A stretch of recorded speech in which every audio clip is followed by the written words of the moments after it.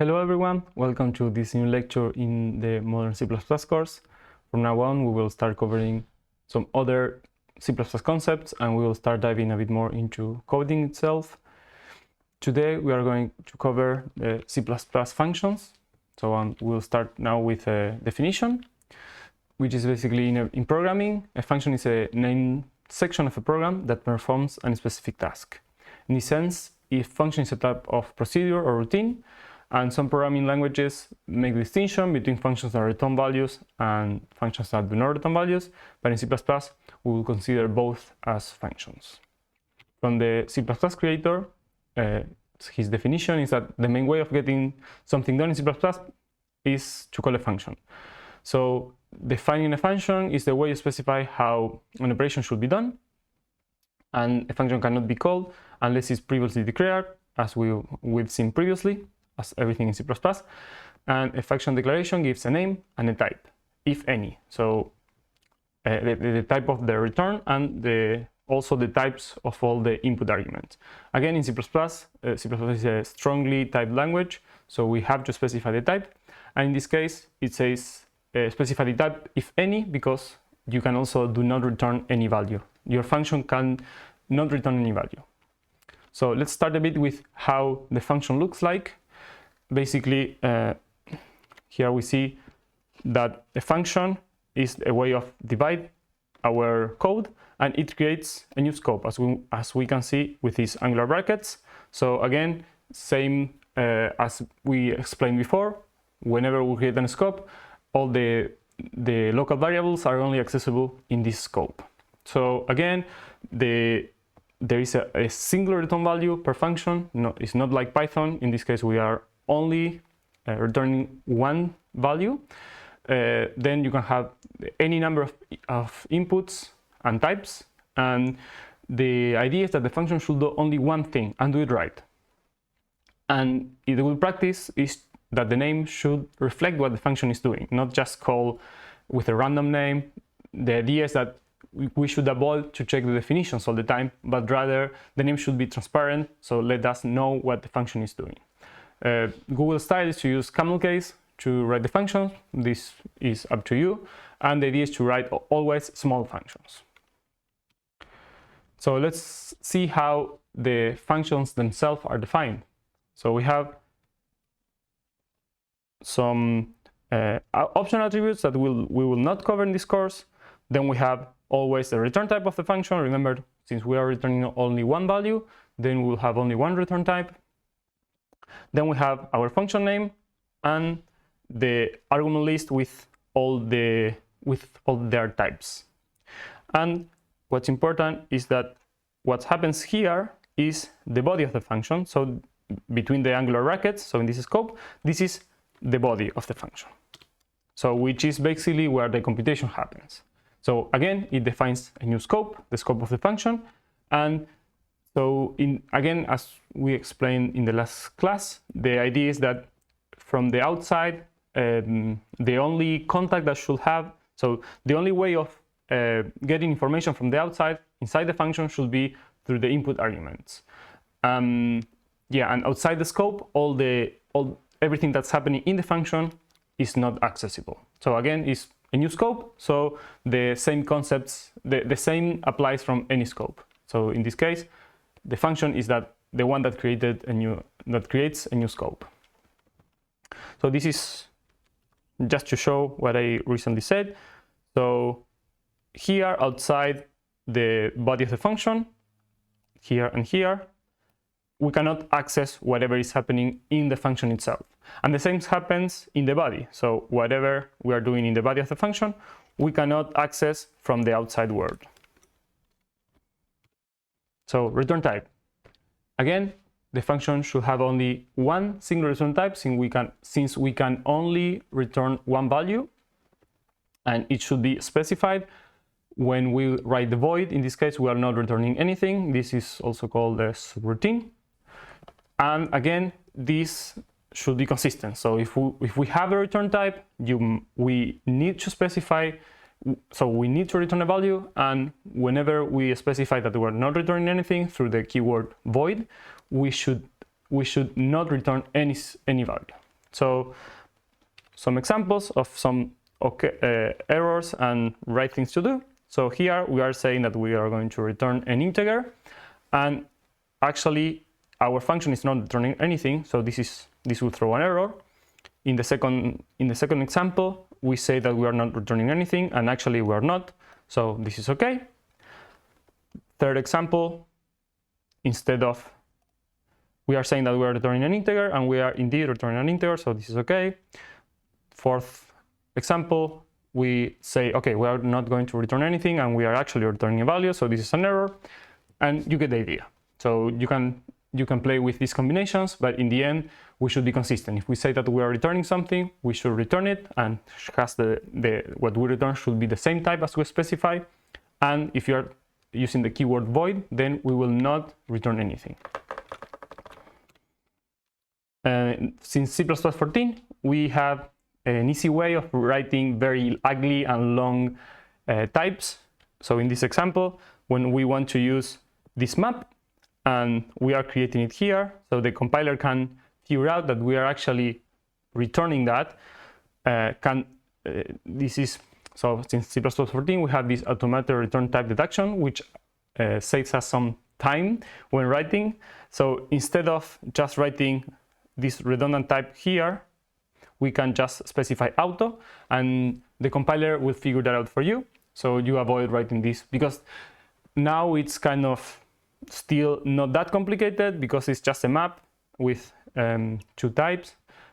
But this can be, when you are playing with your own types, your own classes, this can get super long. And in this case, it's easier to handle if we use the automatic return type deduction. But if you are just doing some easy computations, like here, if we are returning an integer, it's not really necessary to use that. So just use it when necessary, don't overuse it. So as I said before, in C++, we only can retype one type. So we can only return one type, one value. Not like in Python, in which, for example, we can return here a string and an integer. But modern C++ to the rescue, there is a way now to write something similar that runs around 18 times faster. So this was introduced in C++17, and what we can do is, for example, here, the same way as we were doing in the Python example, we can just return this make tuple. So we don't worry about that. Don't worry now about this tuple, what that it means. We will see it in the following classes. But what's important is this syntax. So we just write auto, so we don't have to specify what were the type of all the values. And here we just write name and value, and this will automatically get in the first position in the variable name, we will get this string, and in the value we will get the integer. And in this case, you can see that we can play around with these two variables, and still is a similar syntax as in Python. So this is something that is improving over time. Something that you should avoid, and this is a good example, is to return references to local variables. Remember, whenever we create a scope in a function, so here will be the scope, what we do inside in the body of the function, so in this case here, is not accessible from the outside.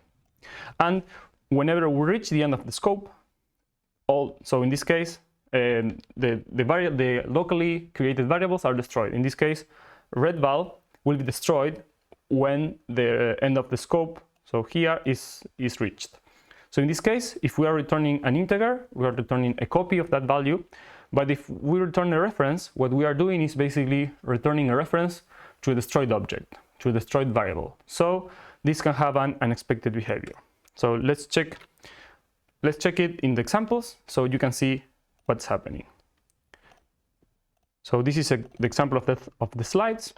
Here, okay, we have this this function that will return a reference to an integer. So we are creating our integer, doing some operations, and then returning. Remember, since we are saying that we are returning a reference to it, it will return an address, but actually this variable will be destroyed. So this can have an unexpected behavior. Again, here we just getting the output and printing it in the shell, in the standard output. So let's compile this. Let's use Clang so you see what happens here.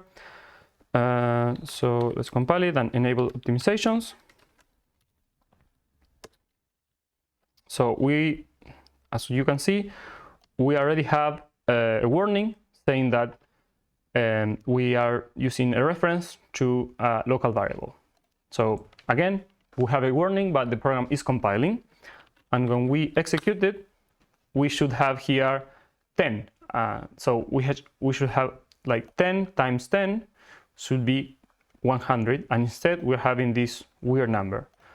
So again, this is actually not working. But what happens if we instead, let's add here. So this is something that you may try. You are debugging your program, and then you decide to print here the value.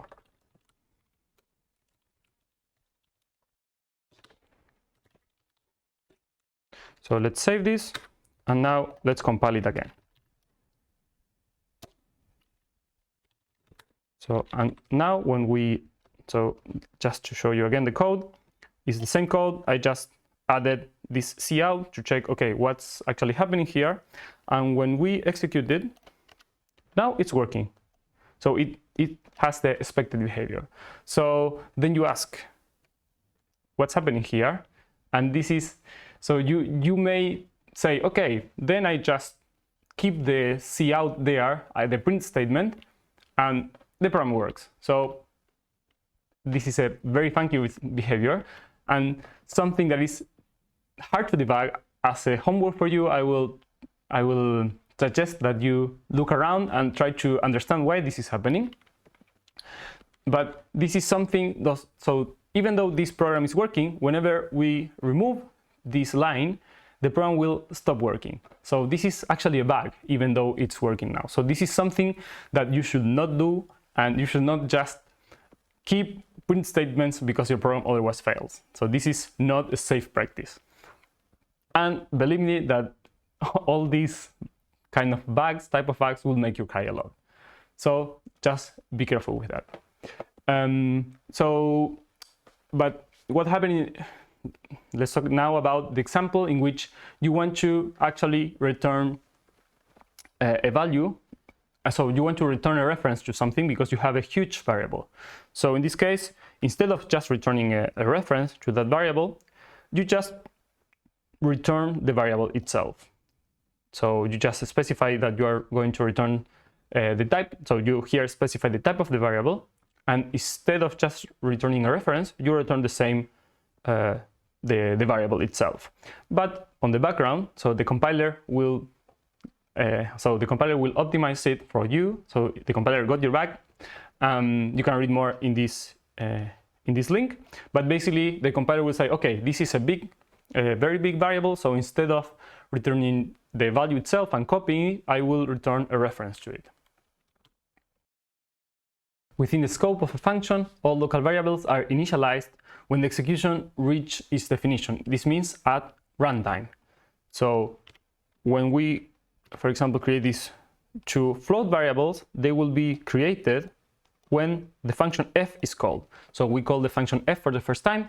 These two variables will be created and again destroyed at the end of the scope.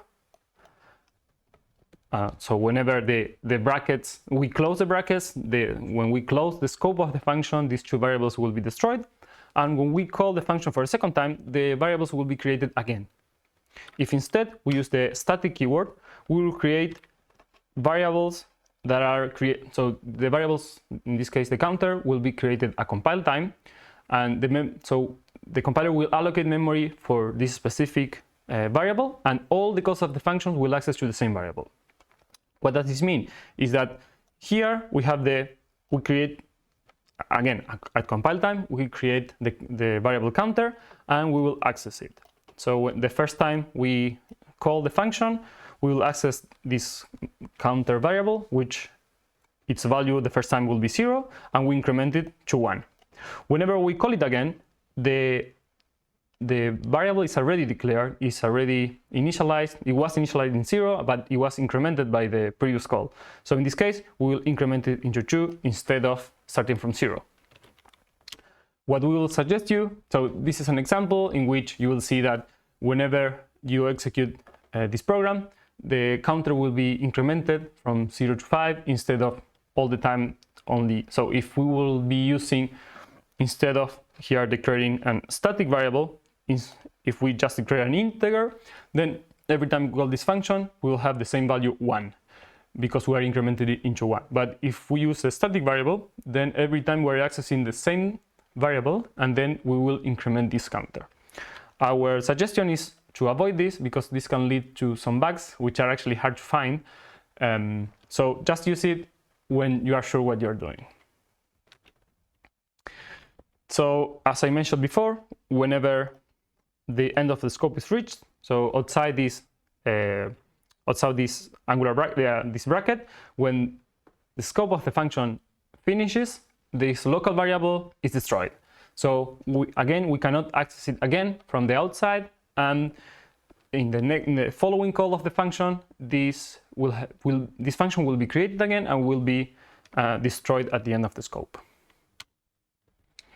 The argument list of the function is the way that the functions have to interact with external world.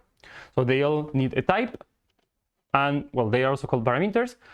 And unless we say that this is a reference, we are actually copying the actual argument. So from what you can see here is that when we define here a type and an argument, whenever we call f, this actually will copy arg1 and arg2 and will do computations with the copy of this argument. If instead we use a reference to these arguments, we will actually be working with the original arg1 and arg2 from the outside of the function. So from our main program, we call this function and we specify that we are passing references. So this function can actually modify our variables. So if we want to avoid that, we can just write const here, and then whenever we are working with, so we are not copying, which is fast, but whenever we try to modify this arg1, for example, the compiler will complain and say, okay, you are trying to modify something that should be constant. So this is somehow a way of being sure that the function is not modifying anything that we don't want to. We can also specify some default arguments for a function. So whenever we don't pass any function, so because this will somehow simplify or make easier to read the function call, if we don't pass any single parameter, the function will take the default arguments. So however, this is tricky because this is set in the declaration and not in the definition. Again, simplifies the function call, but it's evaluated upon every call, and the values are hidden in the declaration. So whenever you have several layers of functions and you have a bug, it's hard to find where this is happening. So Google says only use them when you improve a lot readability. We will say don't use them, avoid them, so you have a cleaner code, easier to debug. So how does this work? We, for example, create this function and we say that the input is a reference to a string. And in this case, with this notation, we say that the default value will be word. So whenever we call hello, if we don't specify anything like here, say hello, it will print hello world. If instead we are passing something, so an argument, for example, students, it will say hello students. So this is an easy example, but whenever we have several nested functions, or we're calling a function from another function, it could get a mess. It could be a mess, so just avoid using them, even though it's easier when you are using simple functions. It's not that complicated, but it's a good practice not to use them. As we described before, by default, when we are passing arguments to a function, these are copied. But what happens when we want to work with huge objects? For example, in this case, this huge string, if we only declare that we're passing a string, this will be copied and this is slow. If instead we pass a reference, this is faster because we don't have to copy, but rather access the original variable.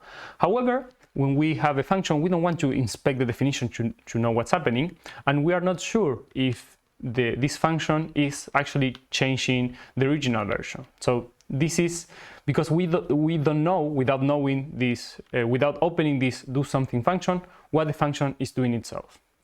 So here is an intuition about how passing by reference works. So basically, when we pass by reference, we are passing the original variable.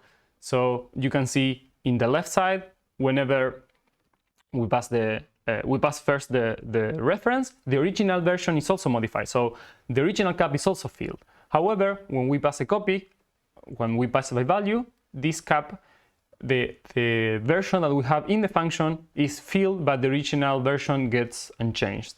So this is, so you can understand, I really like this GIF because it really shows how passing by reference and passing by value works. So mainly when we pass by reference, we are also modifying the original object.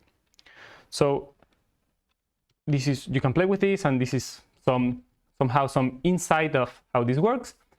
But if we want to be sure that the function will not change anything, we can add the keyword const. As explained before, when we add this keyword here, the compiler will not allow the function do something to change anything, because to change the original version. So we pass the reference, this is fast because we are not copying the value, but the pass object stays intact because we are saying, so fast because we are passing a reference, and since we're passing const, the variable itself is not changed. The compiler will complain again and say, you are trying to modify something that should be constant. So for the arguments, you can use snake case, and the default will be to use always constant references. And then if you need to change it and you know what you're doing and you really want the function to change the original variable, okay, then you do it. But otherwise, it's a good practice to use always constant references. Here you have a small example of how passing by value and references affects the performance. So you can see that if you pass by reference, so passing by value is 5 times slower than passing by reference. You can play with it using the link.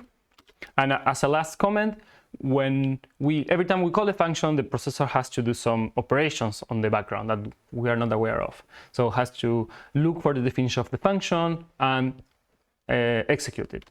So the function calls are expensive, not that expensive, but sometimes when we have like very small functions, sometimes it's easier to just paste the code instead of doing all these other operations.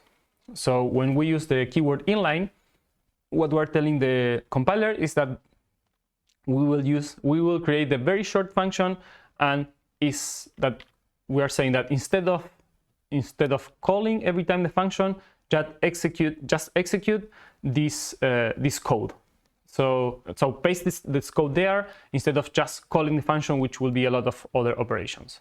So the compiler sometimes does it anyway because it knows that it will optimize the code. And I will show you with this example how this works. So I just opened here the example of the slides. On the left, we can see here just the function, the factorial function. You can see that in this case we are just executing it 7 times and then returning the result. So this is the assembly code, and you can see that there are several lines because every time we call the function, there are some operations that should be performed. It's not just as easy as calling the function. So if we instead here write inline, you can see that the compiler will optimize this. Sorry, we'll enable optimizations here.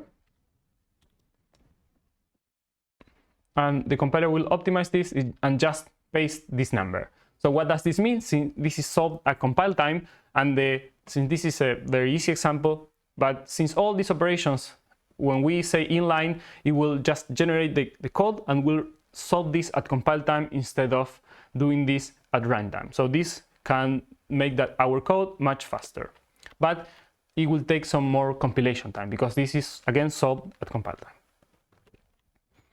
So let's talk about now overloading, function overloading. The naive way of, for example, creating a cosine function for different input parameters will be to create a cosine function for parameters double, another, for example, cos f for floats and cos L for longs. So we have to create a function with a different name for each of the type of arguments that we will accept. So for example, here when we want to use the functions, we just have to call the cos, which takes doubles. Here, well, we lack the f, but it should call the cos f when we are going to use floats and cos L when we are going to use doubles. So in this case, we have one function for each type, which is not ideal.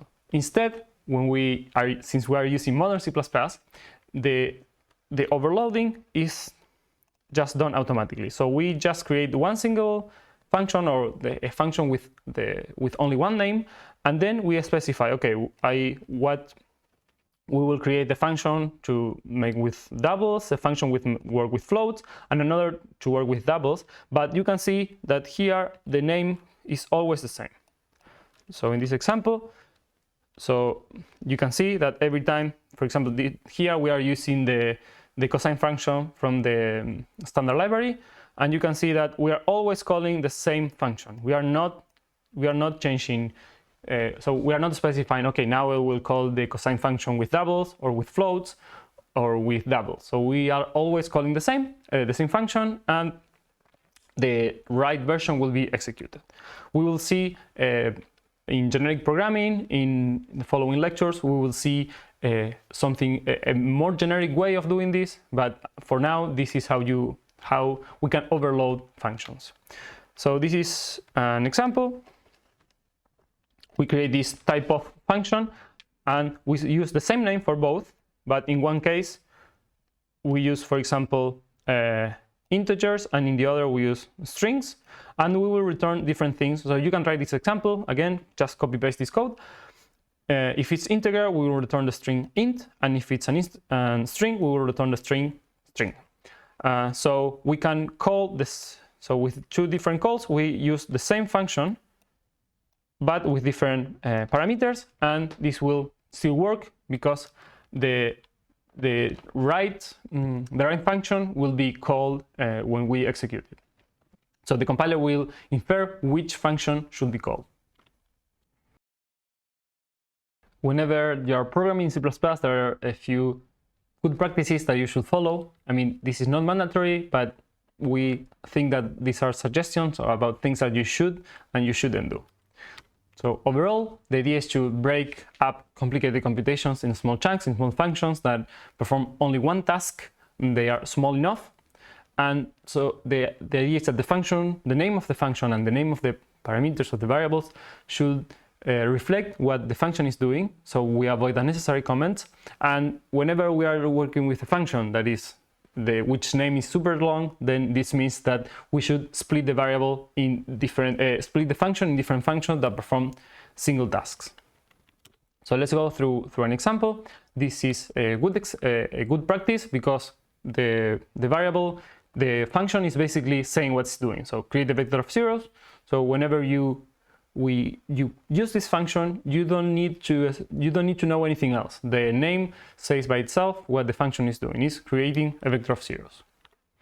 This is a bad example because first, the name doesn't say anything. The name does not specify what the function is doing. On the other hand, also the variables or even the input parameters or all the variables just are integer a, boolean b. We don't know what this means. Also, the function will do something different depending on the value of b. So if b do something, otherwise do something else. So it's not clear. It does not have a single purpose. So again, avoid these bad practices. So the name of the function should mean something, should be meaningful, should say what the function is doing. The variables should also specify or have a name that is clear to understand, and the function should have a single purpose. Another example is this long function name, which is, okay, create vector and print content. So again, the name, as you can see, is too long. So, I mean, yeah, we can still use the function, but you can see that this function is doing two things. So creating the vector and printing the values. Instead, what you should do is, like, to fix this, you should create a function which will create a vector, and whenever you want to print it, so you will use another function that is print vector. So again, in this case, each function has its own small functionality and is not doing several things at the same time. Another practice is when you have hidden functionalities. So in this case, for example, we don't want to inspect all the declarations, or we don't want to inspect all the definitions of the functions. We just want to see at the declaration and say, okay, for example, in this case, this function should compute the square number. So it's a simple task, so shouldn't do anything else. So let's say that we are executing this program, and at some point this square number function gets called, and we suddenly start to listen to music, and we are a bit we don't know what's happening. And when we check the implementation, we see that apart from computing the square number, we're also playing some music.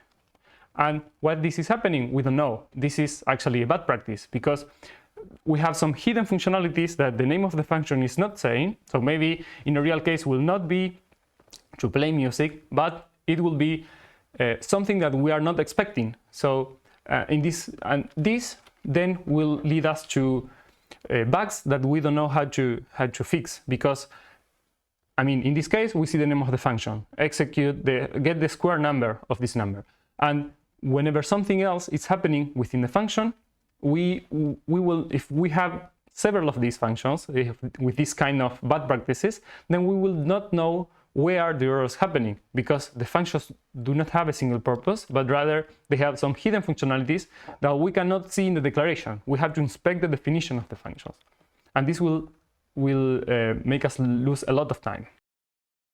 Let's continue with C++ namespaces.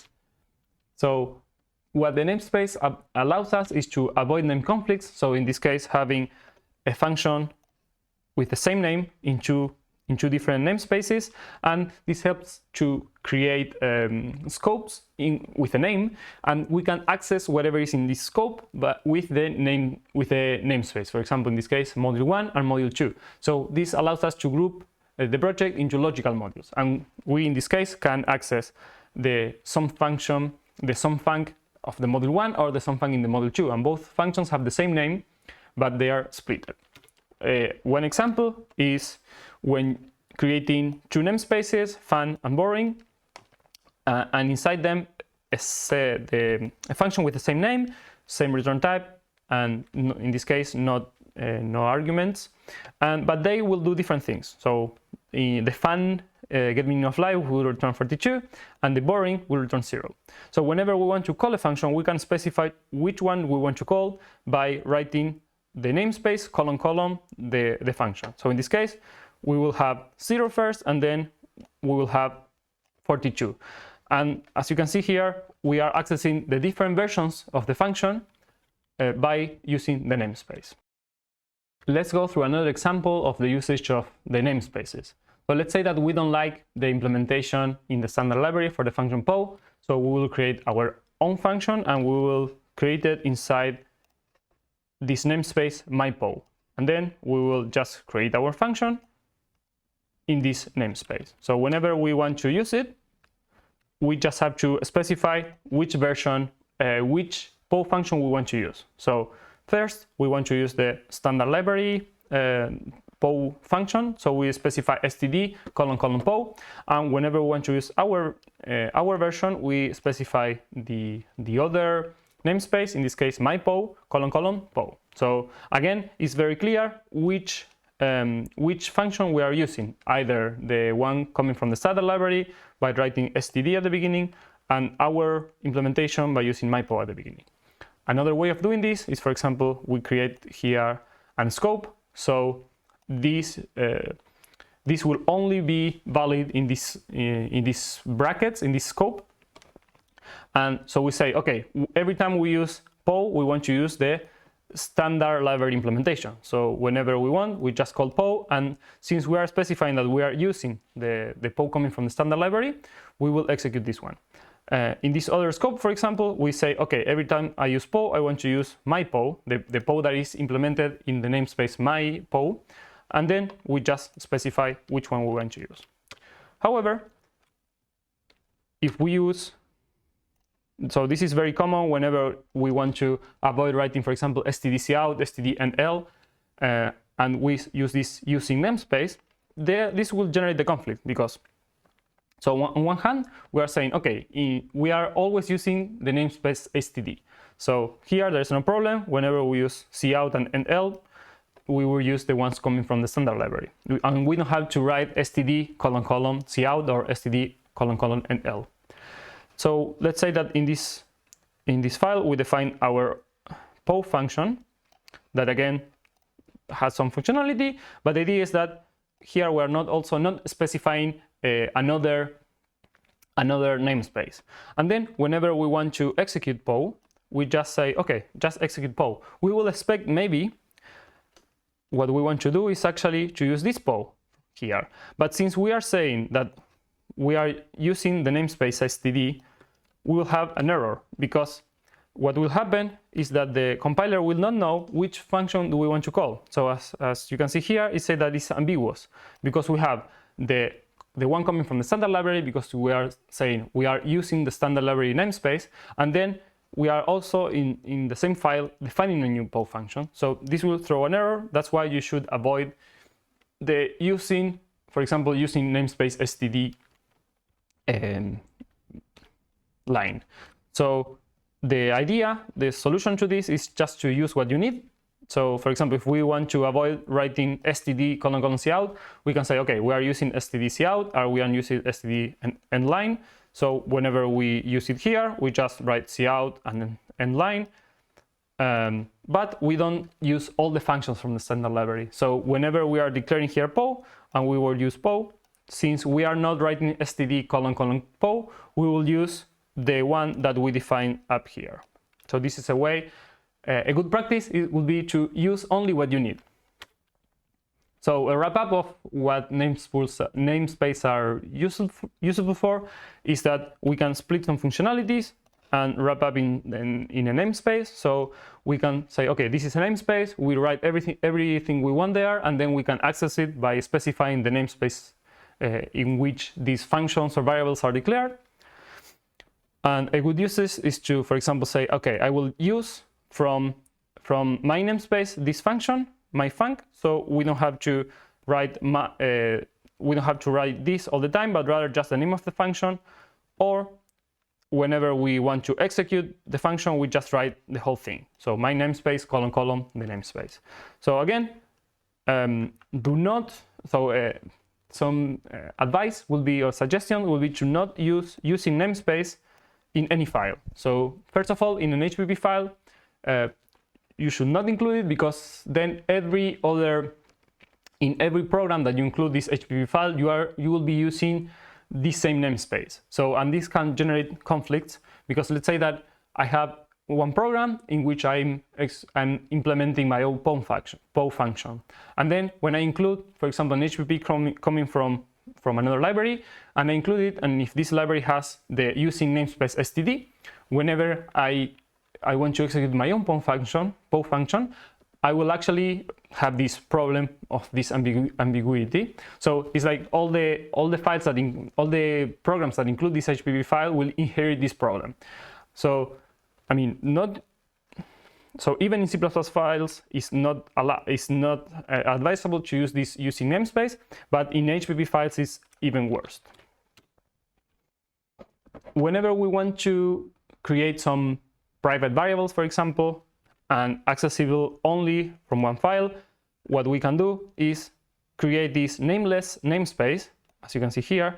So we will be able to use these variables or functions in this file, but we will not be able to access them from the outside because we don't have here any namespace to refer to. So whenever, in this case again, whenever we want to use this constant, but we don't want other files to be able to see them, we just use a nameless namespace. This will be all the topics we'll cover in this lecture. As always, the references are the C++ book and the cppreference.com website. I thank you for joining this Modern C++ course, and I hope to see you in the next following lectures. Thanks.